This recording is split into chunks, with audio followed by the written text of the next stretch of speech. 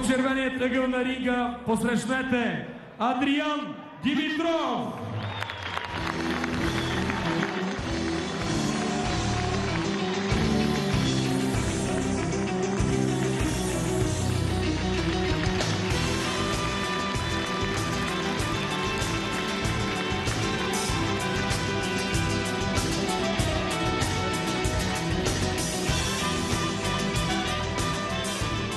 Срещу него в синият ъгъл на ринга очакваме Айджан Сезай.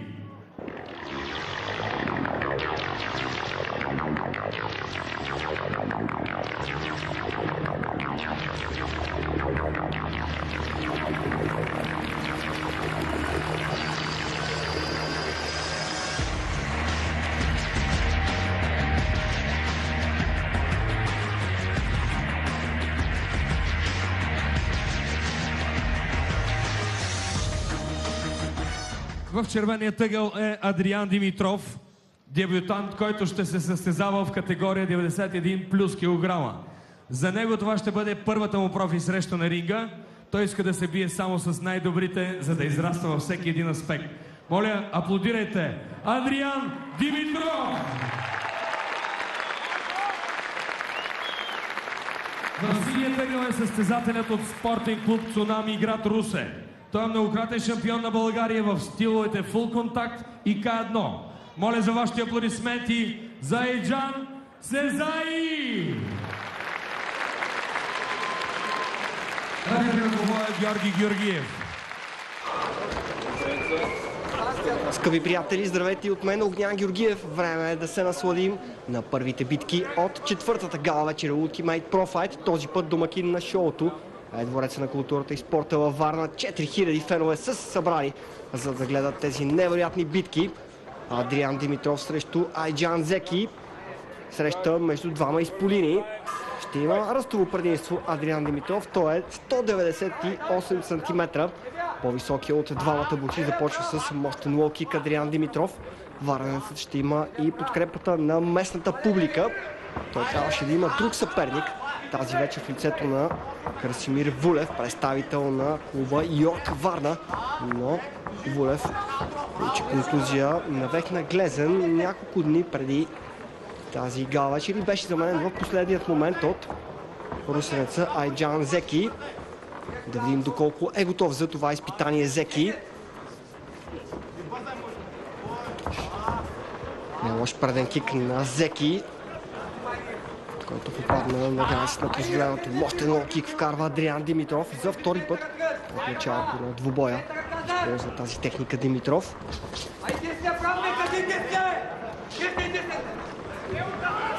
Внимателни са и двамата в първите секунди на срещата. 3 по 3 минути отличен хай-кик на Айджан Зеки. Беше изненадан на Адриан Димитров.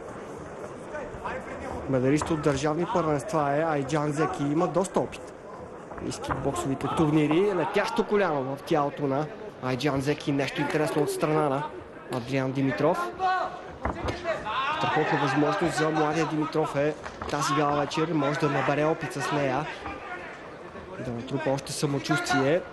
Има отлични физически данни. 112 кг тежи Адриан Димитров.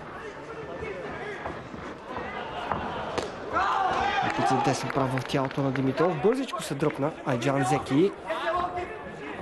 Русенец да контрира. Често пада гарда на Зеки. Това може да му изиграе лоша шега. Опит за преден кик на Айджан Зеки. Този път Димитров внимаваше. Не е много високо темпото. Лявото круше на Айджан Зеки застрашително полетя към главата на Димитров, но той веднага контрира.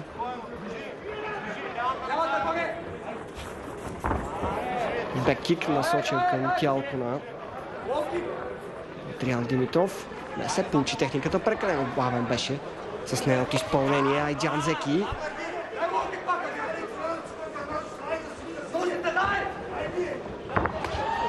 Нито един от двамата не се опитва да пресира съперника.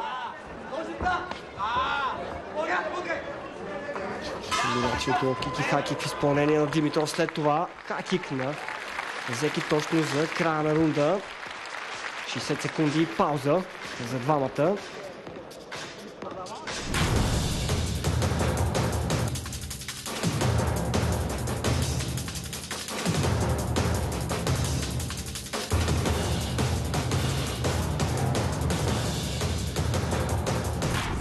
Много равностойна беше битката в първия рунд. Този хайкик на Айджан Зеки, който видяхме преди мъничко, беше най-доброто изпълнение от началото на срещата. Адриан Димитров реализира няколко лоу-кика. Взето с това се изчерпва неговия актив. Ляво круше в главата на Зеки. Доста по-настървено се хвърлят двамата един срещу друг. Хубав десен хайкик на Айджан Зеки. Негова запазена марка. И отново Адриан Димитров не го видя. Много е ниско лявата ръкавица на Димитров. Десен прав с отскок. Опитва да използва своята маса Адриан Димитров. Беккика на Зеки. Търсеше тялото на Димитров. Разчита най-вече на своите кикове русенеца. По-малко ползва и умручите си.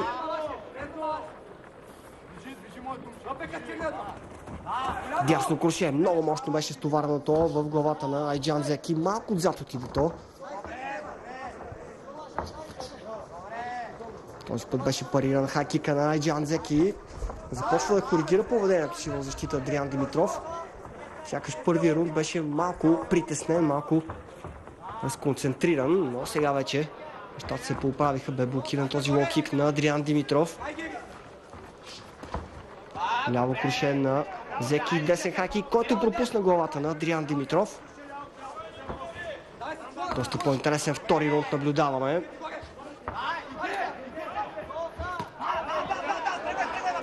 Късичко дойде крушето на Адриан Димитров. Сега много мощно дясно круше в главата на Айджан Зеки. Пробва веднага да дублира дясно круше Димитров. Усетих, че тази техника му се получава. Далечната дистанция би трябвало да бъде предимство за по-високия Адриан Димитров, но виждате как Зеки отлично използва своя беккик. Лоу-кик в целта. Пуска и левия си прав. Айджан Зеки все повече разнообразява своите техники. Боеца от Русе. Дясно круше в главата на Зеки. Размяна на леви прави. Десен крос попадна отново в главата на Айджан Зеки. Все по-застрашителни стават атаките на Адриан Димитров. Той сякаш усети слабост в играта на своя съперник и факта, че гарда му пада. Тръгна отново за тясто коляно Адриан Димитров. Ще бъдат разделени двамата. Умора в действията на Айджан Зеки. Доста тежко започна да диша. Напъркът в тялото на русенеца. Само няколко дни имаше да се подготви за този двубой Айджан Зеки. О, какво дясно круше и Зеки е разклатен. Нов опит за круше на Адриан Димитров, но нямаше нужда от него, защото Зеки е на земята. Сега ще има отборяване от страна на рефера, ще успее да се изправи. Айджан Зеки трябва да отиде в неутралния ъгъл. Адриан Димитров не. Този мач приключва. Победа с нокаут за Адриан Димитров. Впечатляваща канонада от крушета в този втори рунд и успехът е за варненеца. За кеф на местната публика продължава да лежи Айджан Зеки. Докторът трябва бързичко да извади гумата от устата и да види дали всичко е наред с Зеки.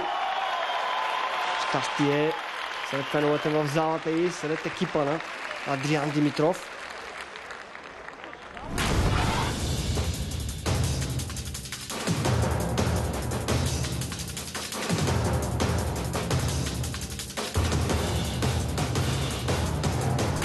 Дами и господа, победителят в тази среща с нокаут е Адриан Димитров!